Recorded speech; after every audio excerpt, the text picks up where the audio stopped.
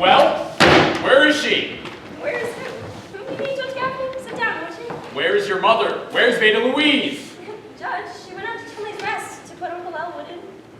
I know that, but why was I called to the club and she screamed at me to meet her about something important? I don't know. She went out to Tilly's Rest to tell him about Harvey. All she had to do was put him in. Did you find it? I'll be right up. They found it. Found what? What are you talking about? Well, when Mother left the house with Uncle Elwood, I went out to the real estate office to put the house on the market. And what do you think I found there? Not a quiz, kid. Well, I found a man there who was looking for an old house just like this one, cut up in the buffet apartments. He's going through it now. Now see here, Myrtle Mac. This house doesn't belong to you. It belongs to your Uncle Elwood. But now that Elwood is locked up, Mother controls the property, doesn't she? Where is your mother? Where's Veda Louise? Judge, I already said that she went out to Tilly's Rest to tell them about Harvey and to put Uncle Elwood in. Why'd she call me when I was in the middle of a game and scream at me to meet her about something important? I don't know. I simply don't know. Oh, do you have the key to this house? Certainly. It's in my safe. You know, Myrtle, I feel pretty bad about this whole thing locking Elwood up. Why? He could have done anything, been anything, made a real place for himself in this community. And all he did was get a big rabbit. He had everything. Brains, personality, friends. Men liked him. Women liked him. I liked him. Are you telling me that once Uncle Elwood was like regular men, that women actually liked him? I mean in that way. Not since he started running around with this big white rabbit, but they did once.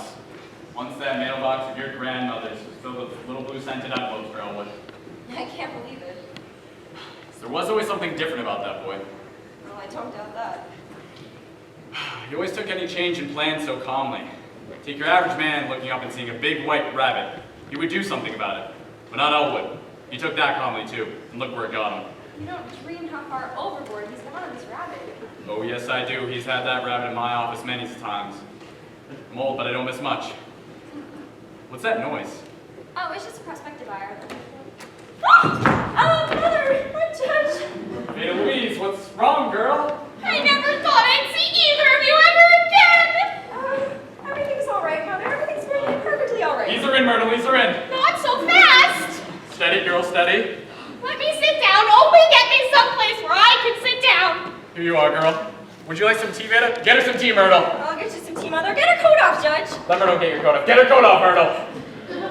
Omar, I want you to sue them. They put me in and let Elwood out. What's this? Mother? Look at my hair! But why? What did you say? What did you do? You must have done something. I didn't do one thing. I simply told them about Elwood and Harvey. I don't understand. Then how could it happen to you? I don't know. I told them about Elwood, and then I was going down the path to the cab to get Elwood's things. And as I was walking, a strange man came out. A man? What did he do, Mother? He took me inside, and he... What? Did he do, Veda? Well, he brought me upstairs. Oh, did you hear that, Judge? Go on, Mother. And he threw me in a tub of water! Oh, for heaven's sake. I always thought that what you were showed on your face. Don't you believe it, Myrtle? Don't you believe it, Judge? That man took me in there and he treated me like I was a woman of the streets. But I fought back. I always said if a man jumped me, I'd fight back. Haven't I always said that, Myrtle? She always said that, Judge. And that man took me in there and threw me in that tub of water and started treating me like I was What? like a crazy woman, but that was just for spite. Well, I'll be damned. Omar, those doctors, they came in and started asking me all these questions. You better get somewhere out there to clean that place up, Omar. I will, by God I will. If Chumley thinks that he can run an unsavory place like this on the outskirts of town and be publicly chastised, by God I'll run him out of the state! Oh, Judge, you've got to do something. Tell me, is that how all doctors are at places like this? I don't know. Because if it is, they ought to be ashamed of themselves. Besides, it's all in their heads. Why don't they just go out and take a nice walk in the fresh air? Judge Gaffney walked everywhere for years. Isn't that right, Judge?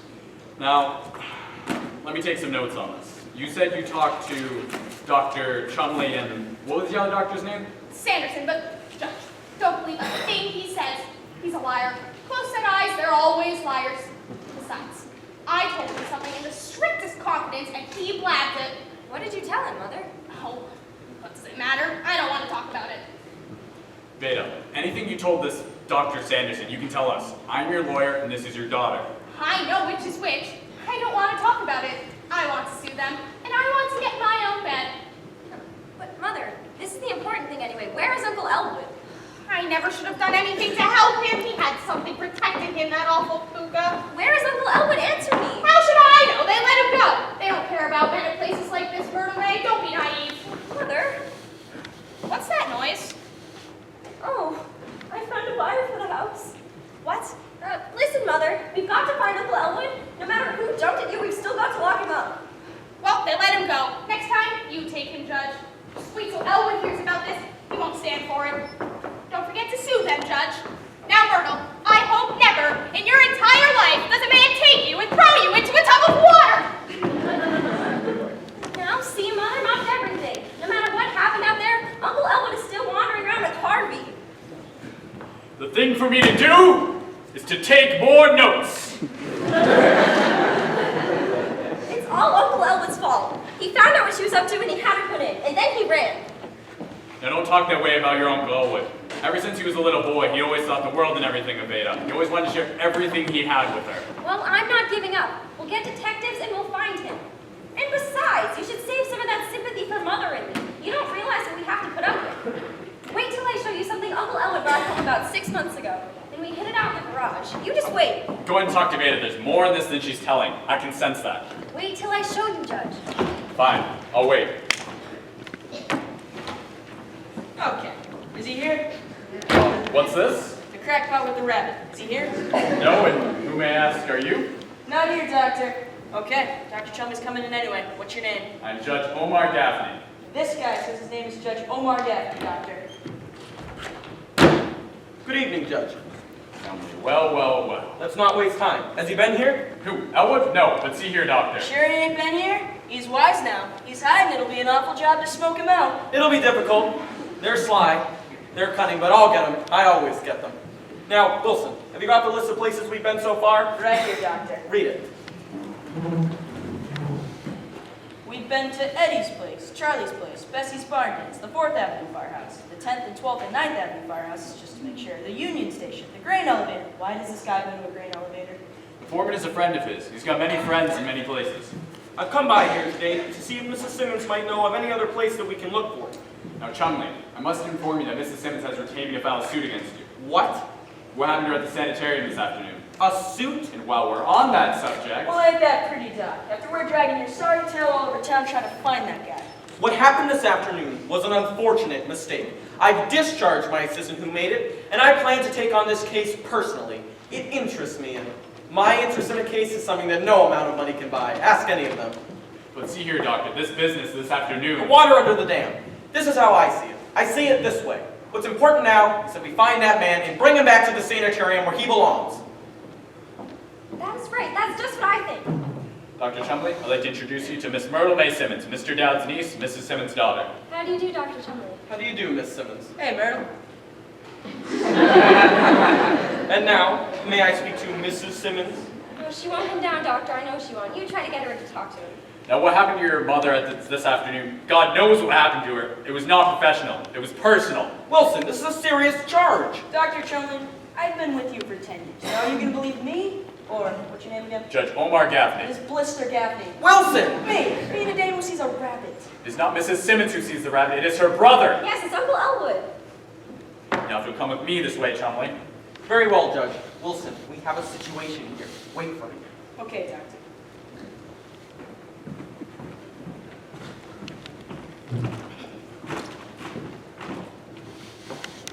So, your name's Myrtle May? Yeah.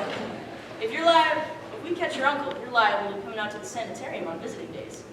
I don't really know. And if you do, I'll be there. And if you don't find me right away, stick around. I always show up. You will. Okay. So, you heard Dr. Chumley tell me to wait here, right? Yeah. Well, while I wait, I sure could use a cup of coffee and a sandwich. Okay. Certainly. If you'll forgive me, I'll receive you in the kitchen. Yes, sir. You really got something, Myrtle May. What? Dr. Chumley noticed it right away. You noticed the thing. What? Well, you really have something special. What? You got the screwiest uncle that ever stuck his face in our nut house.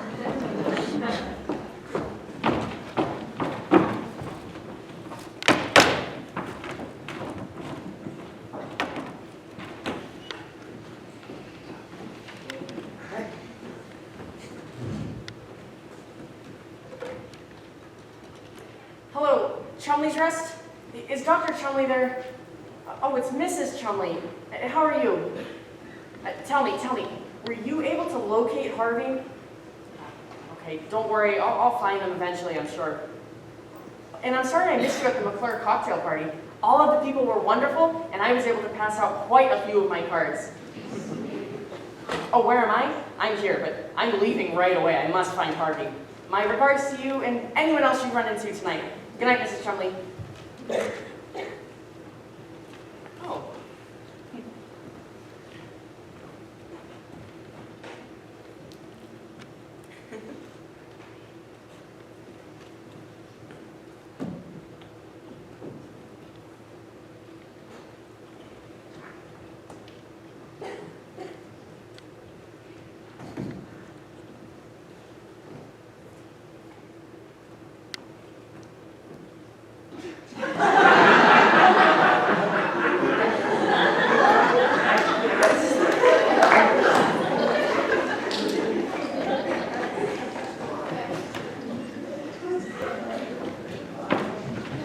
Doctor, you may as well go home. I'm suing you for $50,000, and that's final. Mrs. Simmons, Hello? Yes? All right. this painting over your mantel. That portrait happens to be the pride of this household. Who painted it? Oh, some man, I don't remember his name. He was here for the sittings, and then we paid him and he left. I suppose if you have the money to pay people, you can persuade them to do anything. Hello? No, this is Dexter, 1567. Doctor, do you remember what I said to you when you were helping me out of the tub at your place? You expressed your opinion. I don't remember the exact words. I said, Doctor, this is a belated civility. You said something of the sort. Well, Yes. you brought it up, so you might as well learn something. Over the winter, I took a course in art. The difference between something like mechanical, like a photograph, and something like a fine oil painting is this. A photograph shows only the reality. A painting shows not only the reality, but the dreams behind it. We would be nothing if it weren't for our dreams. I knew I wouldn't even want to live if I knew it was all just eating and sleeping. Doctor, hold me! Oh, steady now, steady. No need to get too excited. Doctor, that is not my mother! I'm very glad to hear that, Mrs. Simmons. Oh, Alvin's been here, he's been here! Oh, telephone. I'll get it. Hello, who's this? Mrs. Simmons, it's your brother. Oh, Robbie! Don't tell him I'm here. Be casual. Hello, Elwood dear. Where are you? Oh, okay. He won't tell me where he is. He wants to know if Harvey's here. Yes. Tell him Harvey is here. Humor him. We'll have to humor them. Elwood? Yes, Harvey is here. But, Elwood, where are you? He wants me to call Harvey to the telephone.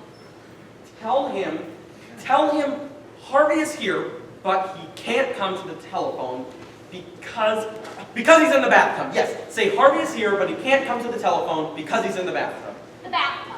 Yes, say it. Yes, Elwood dear. Harvey can't come to the phone right now. He's in the bathtub. But I'll have him come over as soon as he's dry. Elwood dear, why don't you come home? Where are you? Where? Did he hang up? Harvey just walked in. He told me to check to see who's in the bathtub. It must be a stranger.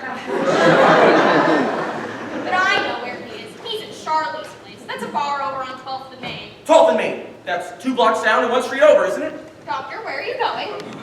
I'm going to find your brother and bring him back to the sanitarium where he belongs. No, doctor, don't do this. Send one of your people in, but don't go there yourself. But I'm trying to help your brother, Mrs. He Simmons. can't be helped. He has to be taken and locked up and left. Consider your brother a dangerous man? Dangerous? Well then, I must observe this man. I must watch the expression on his face while he talks to this rabbit. They do talk, you say.